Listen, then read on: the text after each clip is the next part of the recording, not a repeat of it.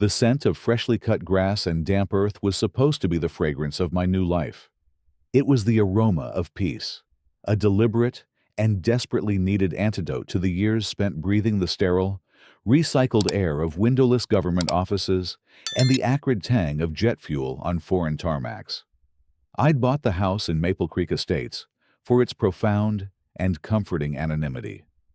It was a perfect slice of suburban beige, a place where the most significant drama was supposed to be whose petunias won the neighborhood garden award. I was a man in search of quiet, a man who had seen far too much of the world's noise and wanted only the gentle hum of a lawnmower and the chirping of crickets at dusk. My name is Ethan Vance, and I was a spectacular fool. The house itself was perfect. A solid, two-story colonial with a decent-sized yard and, most importantly, a long, unpaved gravel road that ran along the western edge of the property line. It was my own private access road, clearly delineated on every legal survey, leading to a large, flat clearing at the back of the lot. It was the singular reason I'd paid a premium. My retirement plan wasn't just about sitting on the porch. It was about building a workshop, a place with lathes and mills and welding torches, a place where I could finally create things with my hands instead of orchestrating their clandestine disappearance. That gravel road was my future, the artery to my planned sanctuary. I was on my knees, turning over the rich, dark soil in a new flower bed, when a shadow fell over me. I looked up, squinting against the late afternoon sun, to see a woman who seemed to be composed entirely of sharp angles and simmering disapproval. She was in her late 50s, with a helmet of lacquered blonde hair that defied the gentle breeze. She wore a pastel pink tracksuit that seemed too bright for the serene surroundings, and clutched a clipboard to her chest like a holy shield. "You must be the new owner of 212 Willow Lane," she said. It was not a question. It was an accusation wrapped in a statement of fact. I wiped a muddy hand on my jeans and rose to my feet, offering a friendly smile that felt instantly and strangely out of place. "Ethan Vance. Just moved in? And you are—" "Carol Fletcher," she announced, her voice as crisp and sterile as a new bandage.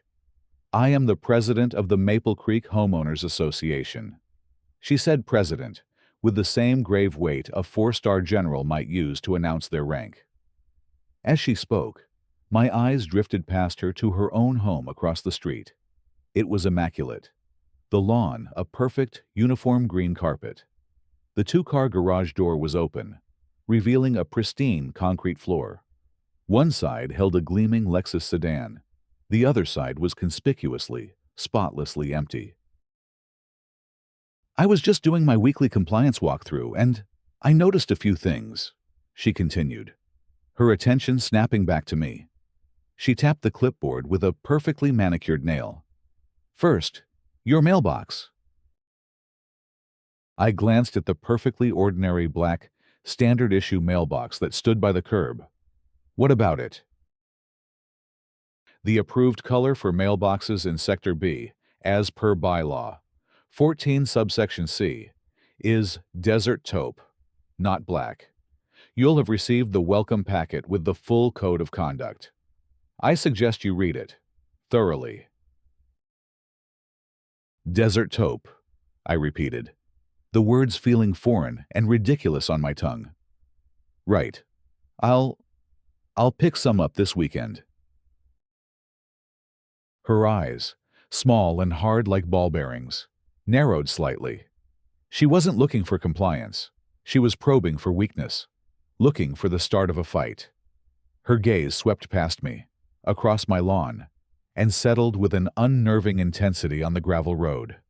A flicker of something avaricious, something possessive, crossed her face. "And that," she said, pointing with her pen as if it were a weapon. "That access path. It's an eyesore. All that loose gravel and dust. We've been trying to get the previous owner to do something about it for years." My smile tightened, the muscles in my jaw hardening. "That's my private road. It came with the property. It's on the survey." "Everything in Maple Creek is part of the community," she retorted, her tone suggesting my understanding of property law was quaint and utterly irrelevant. "The Beautification Committee has a wonderful plan for a community walking trail, with perennial flower beds to connect Willow Lane to Oak Street. That unsightly track of yours is the final, crucial piece of the puzzle." I felt a cold knot form in the pit of my stomach. This was the sanctuary I had purchased. This was the artery to my future workshop. And this woman, this self-appointed queen of beige mailboxes and empty garages, was talking about turning it into a public footpath. "I'm afraid that won't be possible," I said, my voice firmer now, level and clear. "I have specific and long-term plans for that road and the land it leads to. It is, unequivocally and legally, my property." Carol Fletcher gave a short, sharp laugh that sounded like ice cracking in a glass. "Mr. Vance, you'll soon learn that in Maple Creek Estates, what's best for the community, as determined by the board, always takes precedence over the specific plans of any single homeowner. We are a community of rules. You follow them, or you find yourself in a very, very uncomfortable position." She made a neat, decisive checkmark on her clipboard. "You have 7 days to repaint the mailbox. You'll be receiving a formal notice of violation in the mail. Welcome to the neighborhood." She turned and marched away, her pink sneakers silent on the immaculate pavement. I stood there, mud on my hands. The scent of fresh earth now mingled with the faint, sour smell of a conflict I hadn't asked for, but knew, with a bone-deep certainty forged in far more dangerous arenas, was already inescapable. I had spent a career managing escalations, de-escalating conflicts, and, when absolutely necessary, ending them with cold, calculated precision. I had hoped that was all behind me. But as I watched Carol Fletcher's rigid back disappear down the street, I had the sinking feeling that my skills were about to be called out of retirement.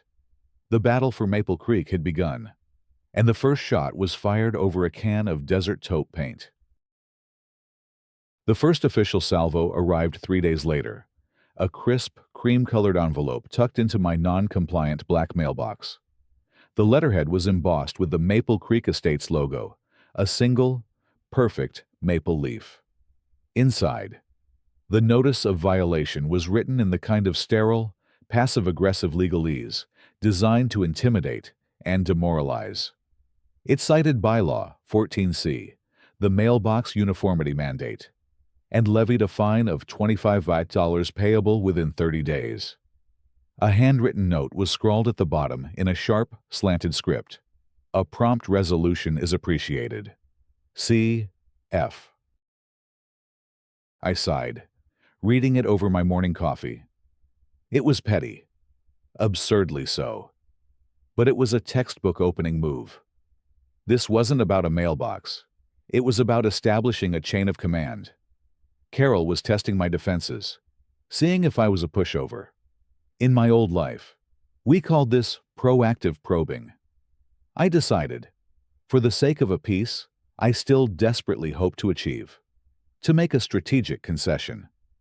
I drove to the hardware store that afternoon and spent an hour searching for the exact, soul-crushingly bland shade of desert taupe. I bought the paint, a new brush, and spent the better part of Saturday morning giving my mailbox a makeover it didn't need. It looked awful, a pale, sickly blotch against the vibrant green of my lawn. But it was compliant.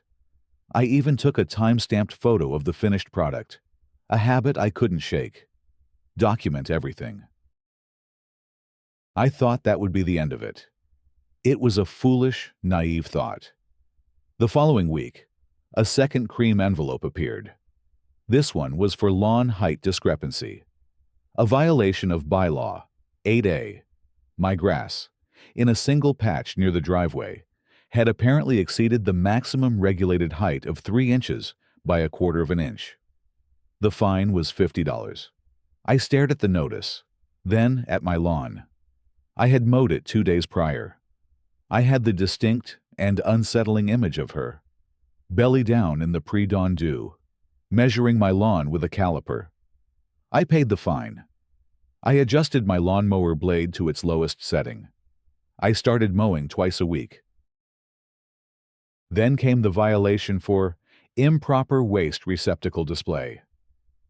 I had, according to the notice, left my trash and recycling bins at the curb for 45 minutes past the designated 7 p.m. collection deadline on a Tuesday. I had been on a conference call with a client in Dubai that ran late. The fine was $75. A sticky note was attached. We all must do our part to maintain the aesthetic integrity of our community. The social chill began in earnest. The next morning, I saw Brenda, a neighbor 2 doors down, watering her petunias. I gave a friendly wave. Her eyes widened, and she abruptly ducked behind a large hydrangea bush, as if I were an IRS agent. Carol's propaganda was already taking root. It was clear what was happening. Carol was using the bylaw book, a tome as thick as a small city's phone directory, as her personal weapon. She was hunting for infractions, manufacturing them if she had to, in a relentless campaign of harassment by 1,000 paper cuts. Each fine was a small jab, designed to wear me down, to make me feel powerless, to remind me that she was in charge. One evening, I was on the phone with Marcus, my former second-in-command. He was one of the few people who knew the truth of my early retirement from government consulting. "So, how's civilian life? Ethan, you growing prize-winning tomatoes yet?" he asked, his voice a familiar, gravelly comfort. "More like cultivating fines," I grumbled, swirling the whiskey in my glass. "I've got an operational adversary here. Marcus, codename Karen. She's waging a campaign of low-level psychological warfare." I explained the mailbox, the grass, the trash cans. Marcus was silent for a moment. Then he let out a low whistle. "Sounds like you're handling it better than that mess in Marrakesh. At least." A cold spike went through me. My hand tightened on the glass. "We don't talk about Marrakesh," I said, my voice flat and final. I took a breath, pushing the memories down. "She's running a textbook counterinsurgency op. Isolate, demoralize, and overwhelm with bureaucratic ordnance." "That's the playbook," Marcus agreed, sensing the shift and wisely moving on. "And you know the next step. When procedural attacks fail to yield the desired result, the adversary escalates to targeted asset degradation." I knew he was right. My desire for a quiet life was being systematically dismantled, one ridiculous fine at a time. The problem was, Carol Fletcher didn't know who she was dealing with. She saw a quiet, middle-aged man who just wanted to be left alone. She had no idea she was poking a hibernating bear, a very methodical, patient, and logistically minded bear. I created a new folder on my encrypted hard drive, labeled it Project Maple, and began uploading copies of the violations, the canceled checks, and the time-stamped photos. Every act of aggression was a nail she was hammering into her own coffin. I just had to be patient, provide her with the wood, and wait for her to hand me the hammer. The first physical strike came a week later. It was subtle, designed with a thin veneer of deniability. I had spent a small fortune at the local nursery on a dozen Mr. Lincoln rose bushes, a classic hybrid with deep, velvety red blooms. I planted them along the front walk, a splash of vibrant life against the muted tones of the house. They were my small act of defiance, a statement that not everything here had to be beige. For 3 days. They were perfect. On the fourth morning, I came out to get the paper and found 3 of them crushed. Their stems snapped. The delicate blooms ground into the mud. The footprints were small, but the damage was viciously deliberate.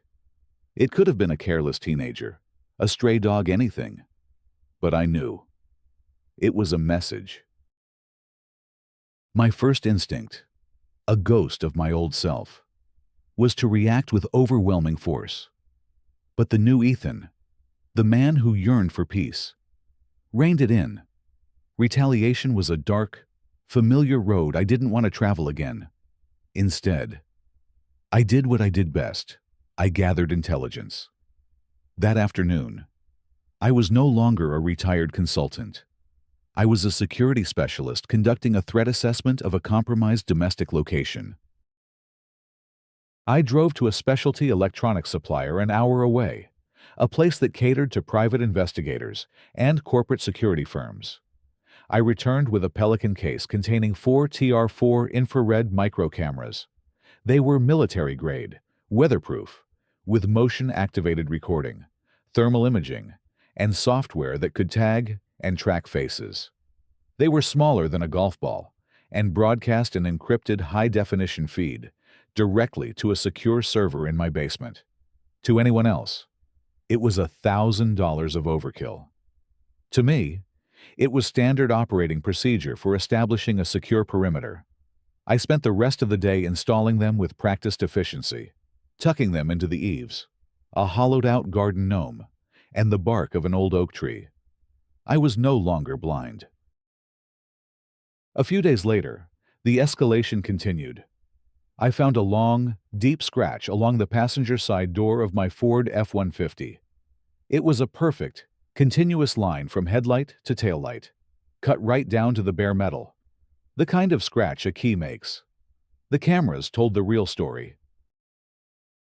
I sat in my study, a large monitor displaying 4 simultaneous feeds. I rewound the footage from the oak tree camera to 2:17 a.m. The street was dark and silent. A figure emerged from the shadows across the street. It was Carol. She wore dark sweatpants and a hoodie, but her distinctive, stiff walk was unmistakable. She looked up and down the street, a parody of a spy, before scurrying to my driveway. In her hand, she held a small, metallic object. She moved quickly along the side of my truck, her arm extended. The microphone picked up the faint, sickening sound of tearing metal. Then she was gone. I watched the footage 3 times. There was no rage, just a cold, heavy certainty. But as I zoomed in on her face, illuminated for a second by a distant street lamp, I saw something more than just malice. Her expression was tight, her movements frantic. It was a look of desperation, a compulsive need to inflict damage. This wasn't just a power trip, it was an obsession. I saved the encrypted video file to the Project Maple folder, renaming it Vandalism Re-Incident 01. I got a quote for the repair, $200, and filed it away. She thought she was leaving a scar on my property.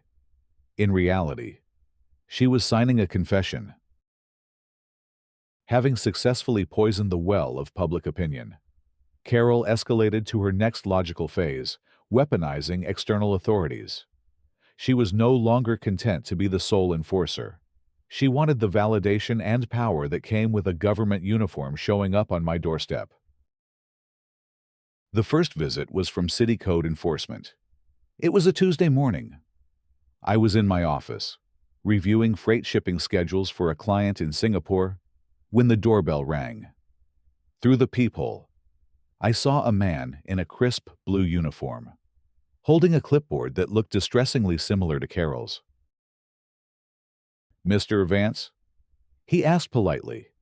He looked young, tired, and thoroughly unimpressed with his job.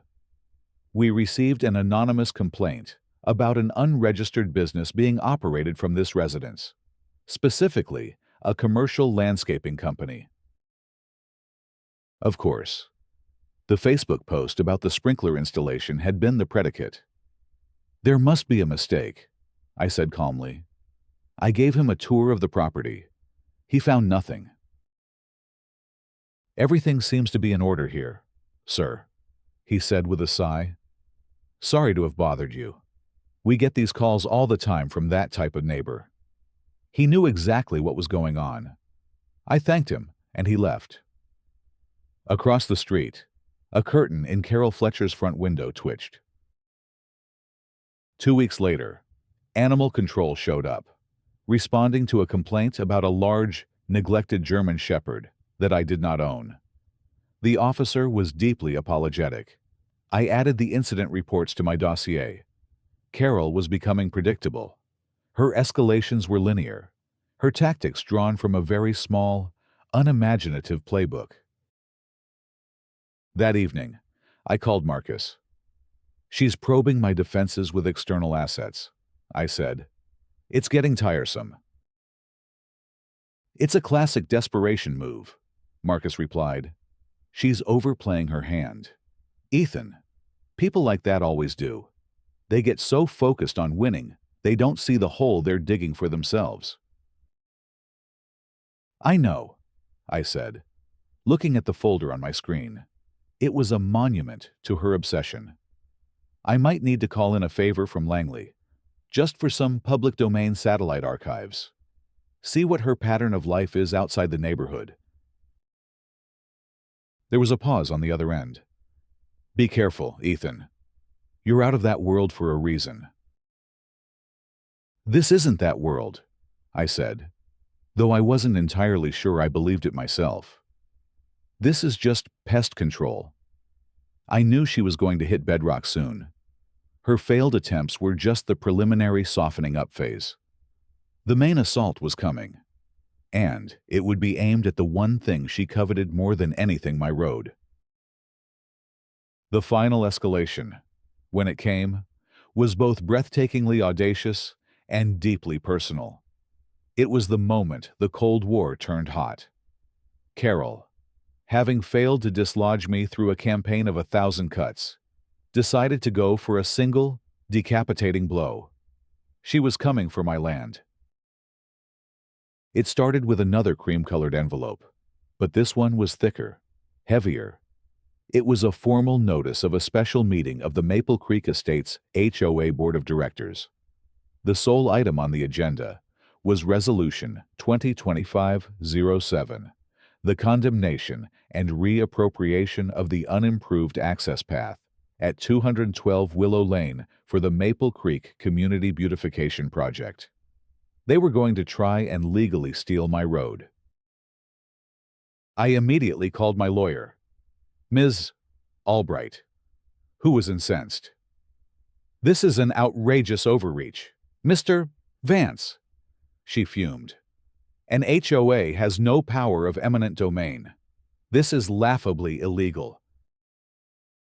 "I know," I said. "Have the lawsuit paperwork ready to file, but don't file it yet. I want to see this play out." The day before the meeting, the direct threat finally came. I was in my front yard, tending to my recovering roses, when Carol's car pulled up. She marched across my lawn, holding a pair of large, menacing-looking garden shears, which she used to idly snip the heads off my black-eyed Susans as she approached. "I trust you received the notice for tomorrow night's meeting," she said. "I'm giving you a final chance to be a good neighbor, seed the path to the HOA. We will even waive the $5,000 special assessment fee we're levying against you for the paving." I stood up slowly. "You cannot be serious. Carol, you cannot steal my land." A dark fire lit in her eyes. "Lawyers won't help you when the entire community is against you," she spat. Snip. She decapitated a perfectly formed rose. "I did a little digging on you. Ethan Vance. You're a consultant." Very vague. "My late husband, Robert, was a VP at a major firm. I know how this world works. Reputations are glass. It would be a terrible shame if your powerful, international clients found out what a difficult, uncooperative person you are.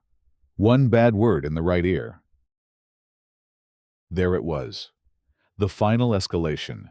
A direct, unambiguous threat to my livelihood, grounded in her own past and her desperate need to feel the power her husband once wielded.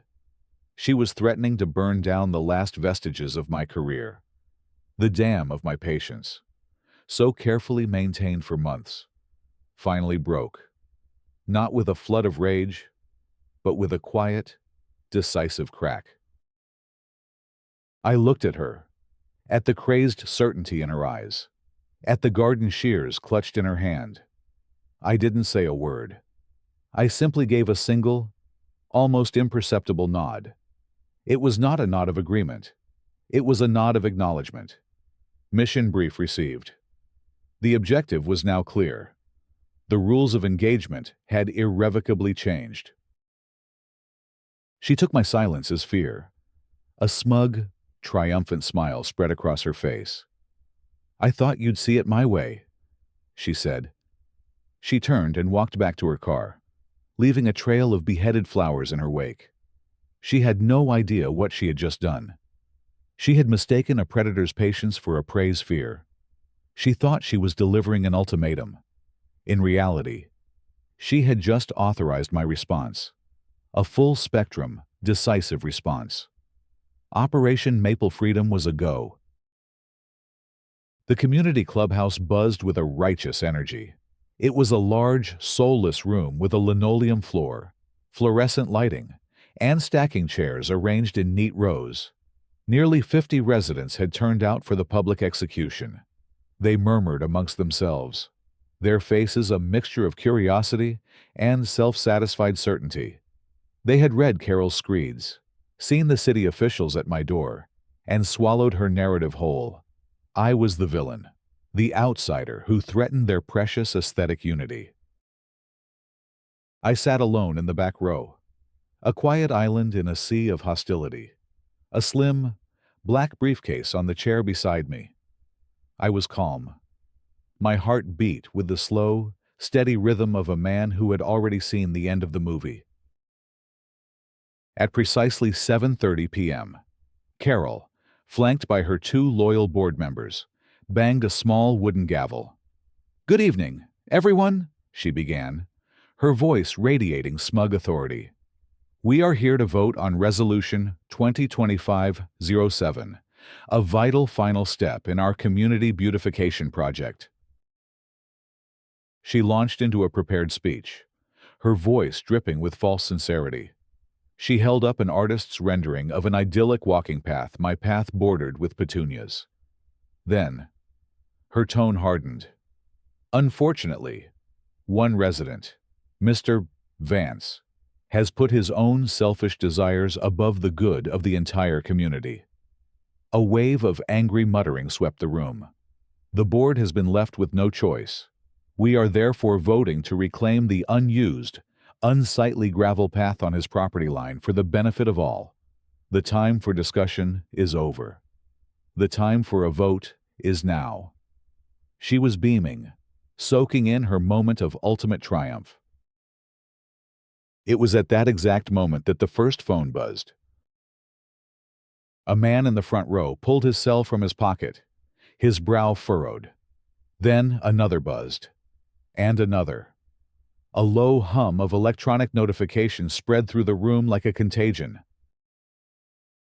The murmuring started again, but this time it was confused. A woman gasped, "My car. It's gone." A man shot to his feet. "What do you mean, gone? My truck is gone too." Panic erupted. The entire parking lot, the entire street, was empty. "What is this nonsense?" Carol snapped, banging her gavel. "Sit down." Then, a new sound cut through the noise. The low hum of a cooling fan. A brilliant, sharp rectangle of light appeared on the blank wall behind Carol's head. An image resolved a crystal-clear, high-definition satellite photo of the neighborhood. I stood up, holding a small Pico projector. My other hand rested on my briefcase. Every eye in the room swiveled to me. "Please, take your seats," I said. My voice wasn't loud, but it carried a new and unfamiliar weight of command. They sat.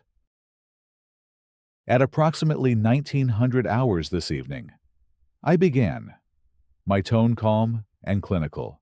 A coordinated, non-damaging asset relocation was executed on 38 vehicles, parked in violation of Maple Creek Estates, Bylaw 7.4.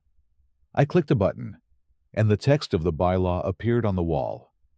A bylaw, I might add, that President Fletcher has chosen to selectively ignore. I believe all rules should be enforced equally. Click. The image changed to night vision footage. 3 low-profile, silent approach recovery vehicles rolled into the neighborhood. 6 men in dark, professional uniforms moved with quiet efficiency. My team consisted of 3 two-man specialist crews, I explained, my voice narrating the silent, shocking video. They employed broad-spectrum RF nullifiers to temporarily disable factory and most aftermarket alarm system frequencies. The vehicles use hydraulic cradles, lifting the asset without contact to the drivetrain or chassis. On screen, Carol's Lexus was lifted silently into the air and placed on a flatbed. "Your vehicles have not been stolen," I said. "They have been relocated to a secure, bonded impound facility in Westmoreland County. You will be responsible for the fees to retrieve them."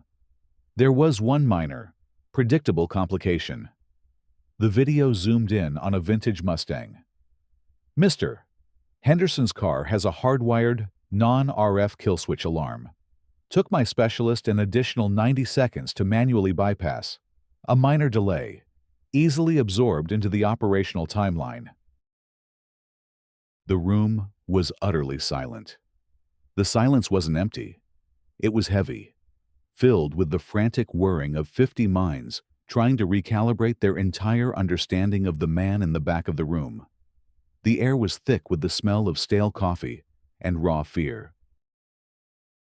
Who are you?" Brenda stammered. I turned my full attention to Carol. Her face had gone from triumphant red to a pasty, sickly white. "My name is Ethan Vance," I said, my voice resonating with 12 years of authority I had kept hidden. For most of my adult life, I was the Senior Director of Clandestine Logistics for the Office of Strategic Repatriation. My job was to move sensitive assets in and out of hostile territories without anyone knowing. I have personally coordinated the seamless, silent disappearance of tank platoons, fighter jets, and billion-dollar surveillance assets. Your Toyota Camry, Carol, was a walk in the park. I let that sink in. "You chose to wage a war against me," I said, my voice low and dangerous. "You vandalized my property." Click. The video of her keying my truck appeared, crisp and undeniable. A collective gasp. "You slandered me." Click. Screenshots of her Facebook posts filled the screen. "You filed false reports with city authorities." Click. Scanned copies of the official reports appeared, marked unfounded. "And then," I said, my voice dropping even further, "you threatened my livelihood. You thought you could steal my property, my peace, and my reputation with this kangaroo court." I reached into my briefcase and slapped a thick legal document on an empty chair. "That is a pre-filed civil lawsuit against the HOA and against Carol Fletcher, personally, for harassment, vandalism, libel, and slander. The damages I am seeking are substantial. My lawyer will be filing it, along with this comprehensive evidence package, at 9:00 a.m. tomorrow." I looked at Carol one last time. She was frozen, her mouth slightly open, her eyes wide with a horror so pure it was almost pitiable. Her reign was over. Retrieve your cars, elect a new board, and leave me alone. I clicked off the projector, placed it back in my briefcase, and snapped it shut. The sound echoed in the tomb-like silence. I turned and walked toward the exit, the residents parting before me like I was the Red Sea. I stepped out into the cool night air, leaving the wreckage of Carol Fletcher's little empire behind me. The street was empty, silent, and, for the first time in a long time, peaceful. The fallout was immediate and catastrophic for Carol Fletcher. The lawsuit, backed by months of meticulous documentation, was an open and shut case, faced with incontrovertible video evidence. The HOA's insurance carrier dropped Carol from their policy, leaving her personally liable. The legal fees bankrupted her. The court ordered her to pay for the damages to my truck, my legal fees, and a punitive settlement that forced the sale of her house. The last I saw of her, she was loading boxes into a U-Haul truck, a woman utterly broken by the collapse of her tiny kingdom. She didn't look at my house. The community itself, after a period of chaos, began to heal. The board resigned in disgrace. A new, more reasonable group of homeowners stepped up, their first official act being to issue a formal, public apology to me and to affirm my undisputed ownership of the gravel road.